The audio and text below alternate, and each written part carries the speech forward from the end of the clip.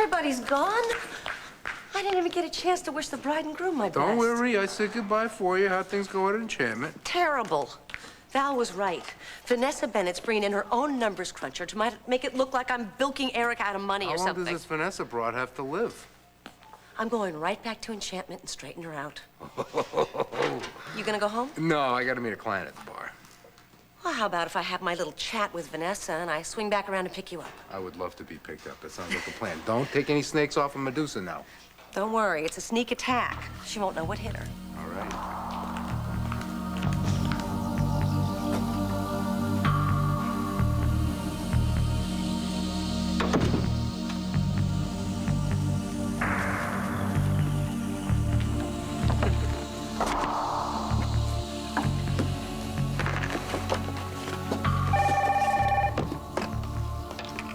Vanessa Bennett here. Mr. Steele. Oh, thank you for getting back to me so promptly. All right, Donald. And you must call me Vanessa. Well, absolutely, we're going to be co-conspirators. Did I? I meant collaborators. Look, first of all, I must tell you how I absolutely adored your lost tell-all. You know, I understand the princess showed up at the book signing with a cactus and a jar of petroleum jelly. Of course, would have picked. I can imagine. Now, look, I have just slews of research material, including Erica's personal correspondence.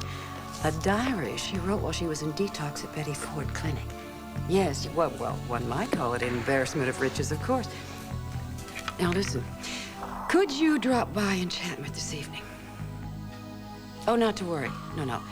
Erica hardly makes an appearance here these days. As a matter of fact, I happen to know she is sequestered at home behind locked doors with a guest.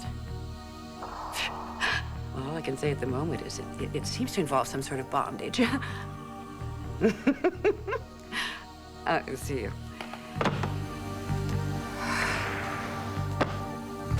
If I free your hands, you'll be out of here like a shot. My medical bag is right there. Let me bathe your face and redress your wounds. And then what? You can refasten my restraints. Just like that? You asked me to care for you, Erica. It's my responsibility. So earnest, so noble.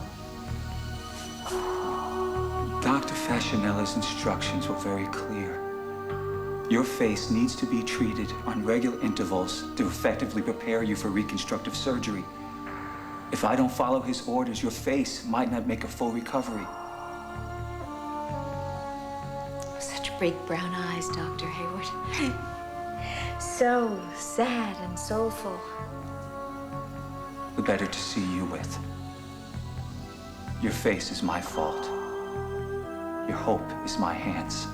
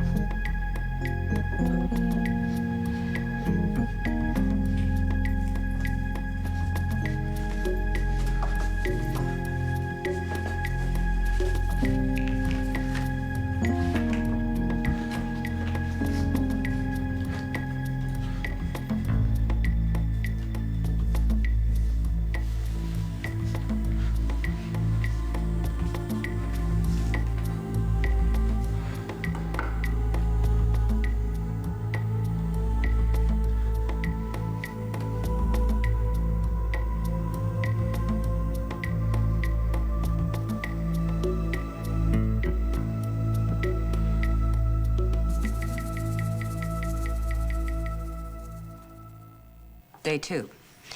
Betty Ford. Work detail was assigned after breakfast. I'm expected to make my own bed, clean my own room, including the bathroom.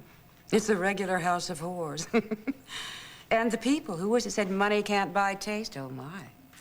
Let's just say the addiction is the least part of their problems. Oh, I have absolutely nothing in common with these people. These people, Erica. Why didn't this little piggy make it into your final book draft? It's certainly going to make it into mine.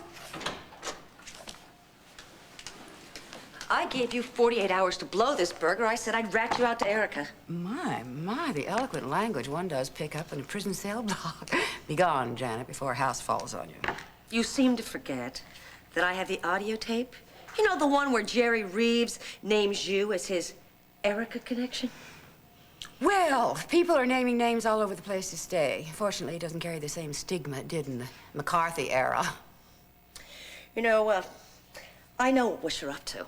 I know what you did with Jerry. Of course, you know that. I know that. And you're going to go after me. But you see, what you did was you told Jerry and his crew that Erica was going to be at SOS. You knew she was going to be there, so you let them cash in on her misery. And now you're coming after me? You're going to audit the books to try to destroy my credibility? Oh, come on. Don't look now, Janet, but your paranoia is showing. You know, actually, how often do you have to go in for a sanity check? Are you due now?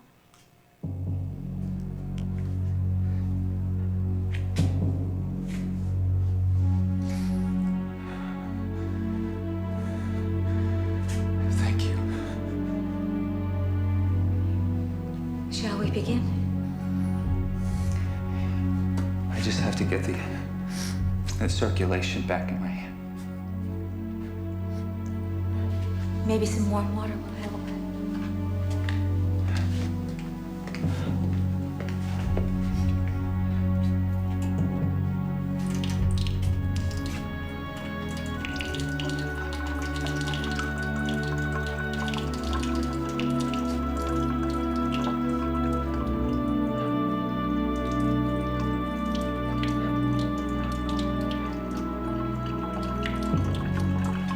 Here, let me.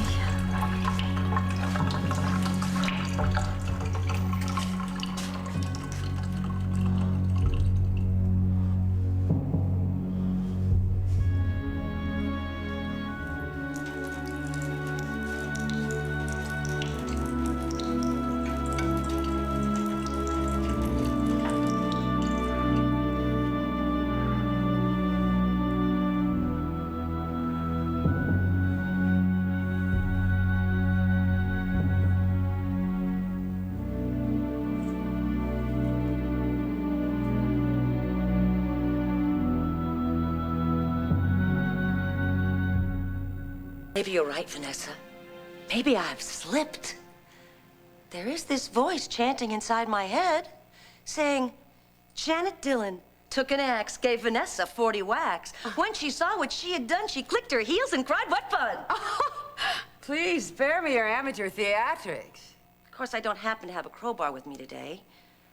But, well, that's okay. I mean, in a pinch, almost anything can be used as a weapon. Like these scissors right here, perhaps, or this handy letter opener.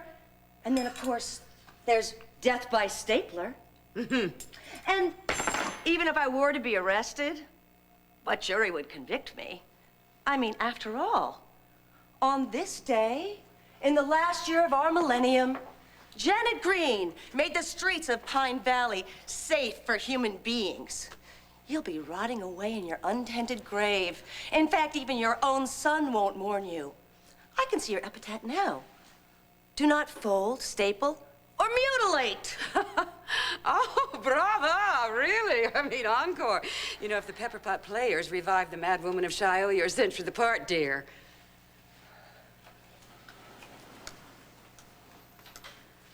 Where's Erica?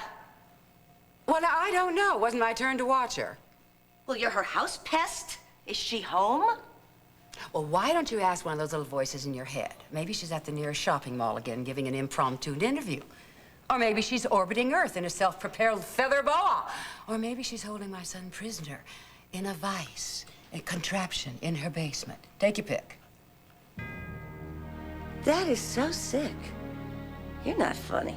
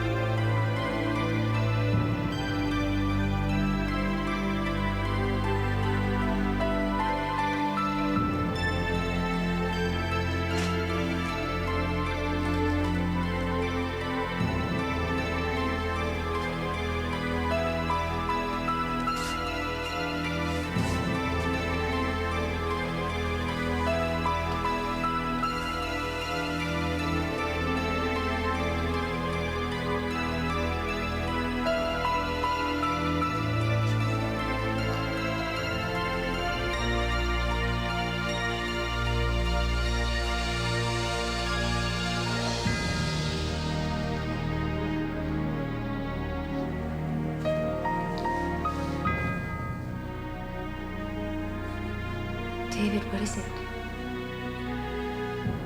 You. You are so beautiful.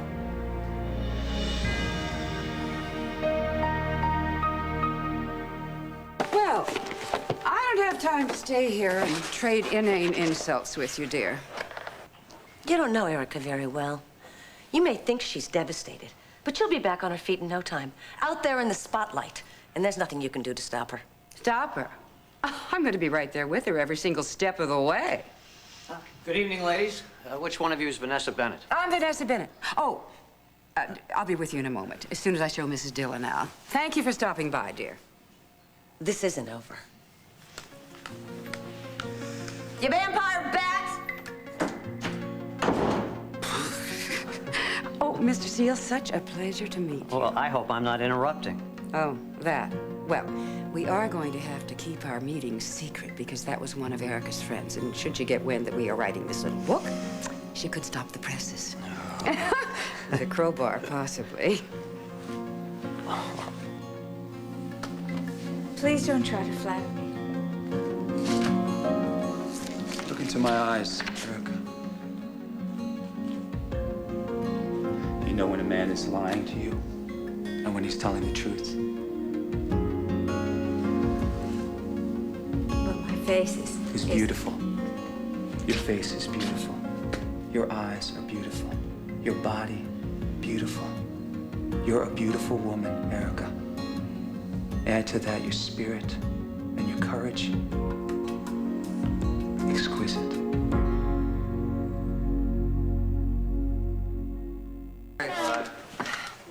Bang, boom, the party's over. Here. Take this. I'm just gonna throw them out anyway. Okay. And I've got to get a piece of wedding cake for Amanda, I promised. See, how did it go with that? What's his name? Donald. Donald. I don't know, something's not right. I mean, what's he doing in Erica's office at Enchantment after business hours anyway? Does Donald have a last name? I didn't catch it. Vanessa shushed him. She obviously doesn't want me to know. Well, it sounds like it's time for me to start working the problem, huh? As long as we work as a team.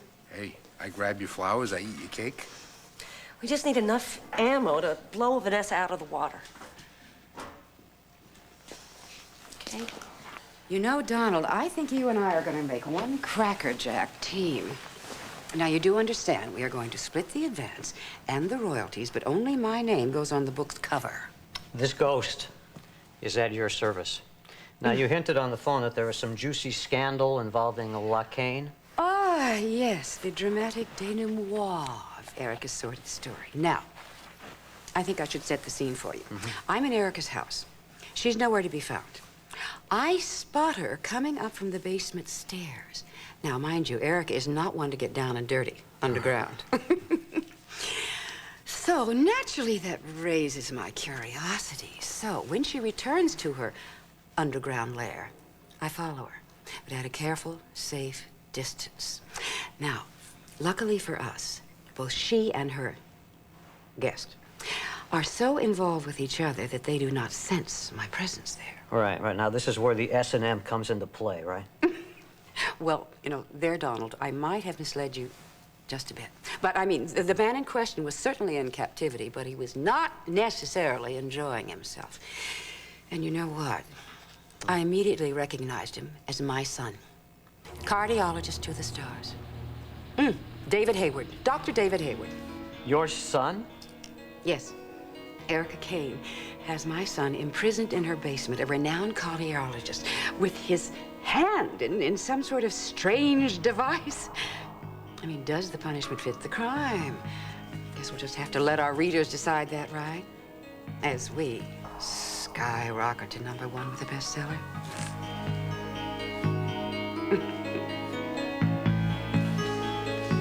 Please hand me my mask.